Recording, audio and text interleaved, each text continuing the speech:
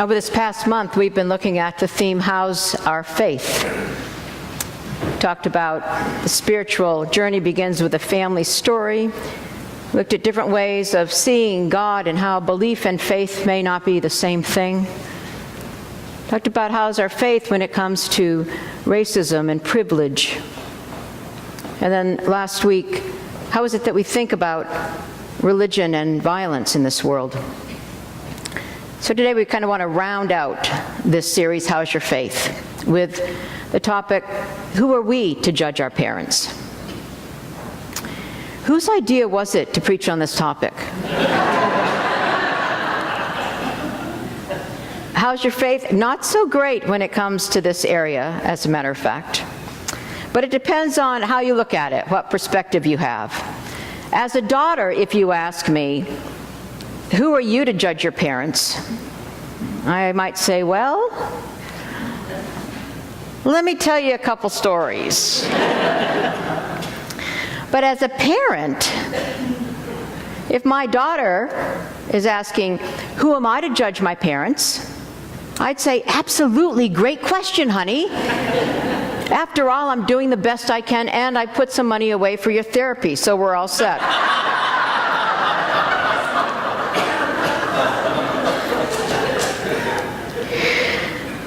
Actually, I got this theme from David Gregory's book, How's Your Faith? And it's his last chapter. And this is after he talks about humility, doubt, and surrender. And then his final chapter is on forgiveness, and it is entitled, Who Are We to Judge Our Parents?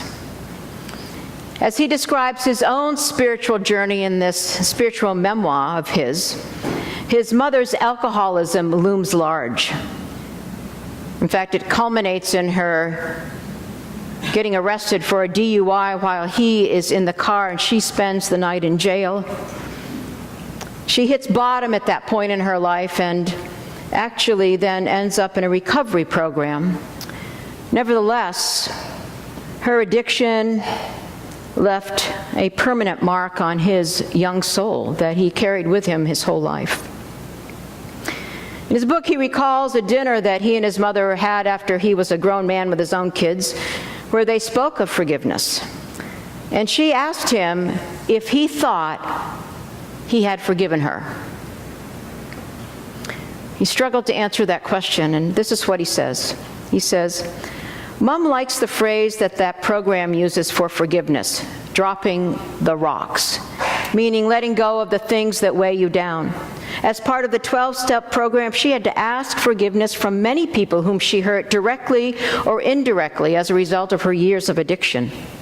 As a result, she is aware that forgiving is not a simple process as much as we might want it to be. I think there is daily work on forgiveness, Mom said. I don't think forgiveness is the end of anything. I think it is the beginning of all things. And Gregory goes on to say, I forgive my mother. I think I can say that truthfully. The pride I take in her transformation makes it easier. And the longer I live and make mistakes as a parent, I'm confronted by the humbling thought, what if my children don't forgive me? I'm doing my best. Maybe so was my mother. It's taken me years to get to the place where I can say honestly, who am I to judge? You know, I think that as a child, it's more culturally acceptable for us to hold on to grudges toward our parents, isn't it, really? But as parents, we're not as apt to receive so much generosity if we can't forgive a child. But we're grown now. And I would contend in order to reach our full spiritual potential, we need to face the question head on, who am I to judge my parents? I don't like this question any more than you do, but I was in a pastoral conversation with someone who has given me permission to tell this story. And this person was somewhere from the Midwest and very responsible young man grew to be a highly successful person, an amazing human being, but came out as gay to his mother in college. And when he did, all that goodwill was suddenly over with her. They called him and cut him off from the family will, giving everything to his other two siblings. In fact, though he was successful and, in my view, as I've known him over the years, just an incredible follower of the teachings of Jesus, his mother told him, "Please understand, you are my biggest disappointment." His mother went through a very hard time many years later, and I remember this person playing a voicemail to me on their phone from their mother, who was going through a hard time. This person told me more and more things that had happened. I'd kind of been out of touch and disconnected because of this, though he had tried over the years. Unreturned phone calls, unreturned cards, but kept trying. And would go back and visit in person now and then. But his mother was going through a terrible time and really kind of devolving. And he played me a voicemail that she had left for him on his phone. Very broken up, little rambling. But then there's this one phrase, "Can you ever forgive me?" And as I was hearing this, after I heard everything he told me, I was thinking that the next thing that I was going to have to do was encourage him to forgive, although I wasn't even able to forgive her hearing what was going on. The voicemail finished playing, and we sat in silence for a moment. And I said, "So, what do you think? How are you going to respond? Can you forgive her?" And he said, "Oh, I already have." I said, "Excuse me?" He said, "Oh, I already have. A long time ago. A long time ago, I released her. In fact, she helped me become who I am." And he told me stories of what made him so strong. And he said, "I stopped needing her approval a long time ago. And I know who I am. I'm sorry she can't see that, but I know who I am. And yes, I'm going to call her and say, 'I forgive you.'"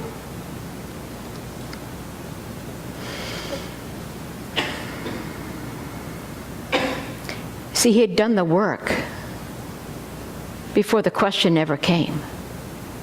Because you know what? That question might have never come. Right? You with me? Our experiences of our parents are so different. I remember Malia Zimmerman at Confirmation Sunday, just back in May, saying that to her, her mother was like Jesus. Not all of us have that experience. I've also heard so many stories over the years, as you might imagine. Amazing stories of parental support, and on the other side, stories of abuse and neglect, absent parents, demanding parents. So whoever you are and whatever your experience, can I forgive our parents' shortcomings? Their inability to parent us perfectly? Can we look at them differently? There's this practice of gratitude developed by the Japanese called Nikon. It's a word that means looking inside. And it's a structured method of self-reflection that helps us understand ourselves, our relationship, and the fundamental nature of human existence. And it extends to parents. Nikon reflection is based on these three questions. What have I received from the person? What have I given to that person? What troubles and difficulties have I caused this person? And these questions provide a foundation for reflecting on all the relationships. You notice there's not a fourth question. Who has harmed me? And the founders of this practice said, well, people already think that without being prompted.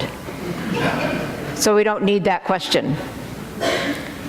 But they take people through, even people having terrible difficulties in relationships, perhaps with even neglectful parents. And they take them through this practice. What have I been given?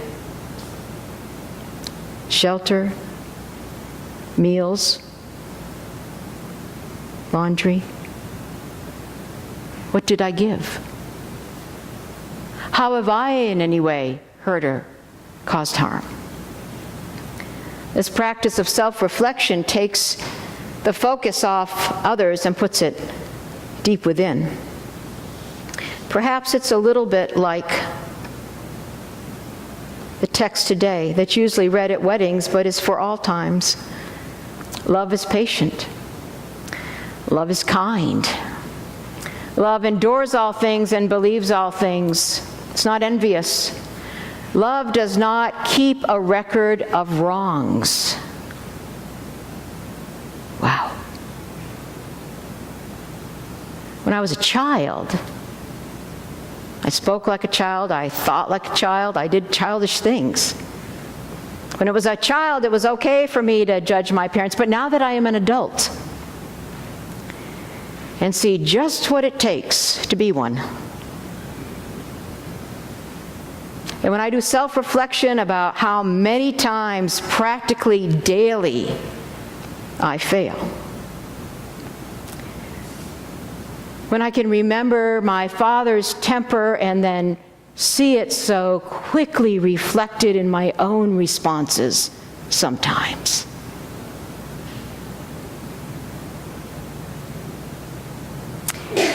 When I think about my mother's over-involvement in my life, well-intended, I'm sure, and reflect on all the ways that I want to be up in my own daughter's business, and finding myself having just a little more grace.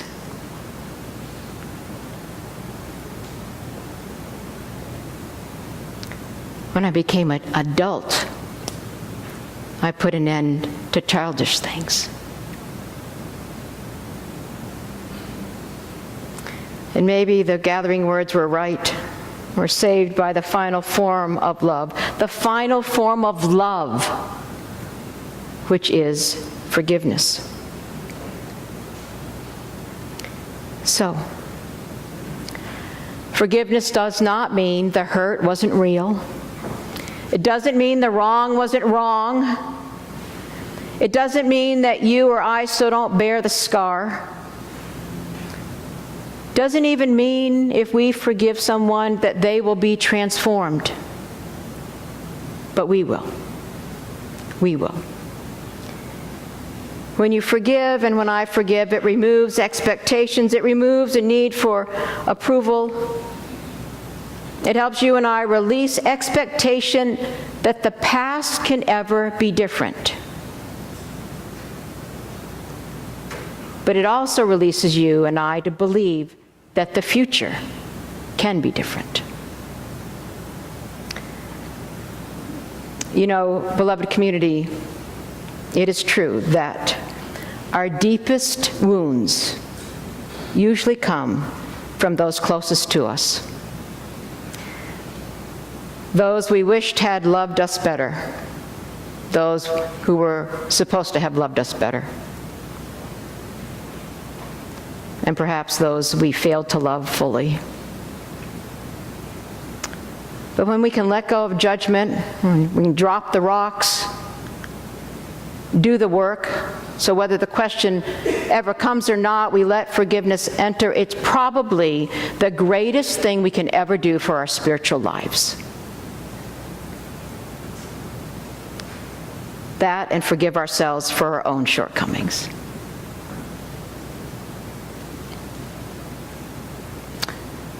So, perhaps we can imagine a world with Wendell Berry, who writes a poem to my mother, who says it like this. And this, then, is the vision of that heaven of which we have heard, where those who love each other have forgiven each other. Where, for that, the leaves are green, the light a music in the air, and all is untangled, and all is undismayed. All is untangled, and all is undismayed. How's your faith? How's your forgiveness? Amen.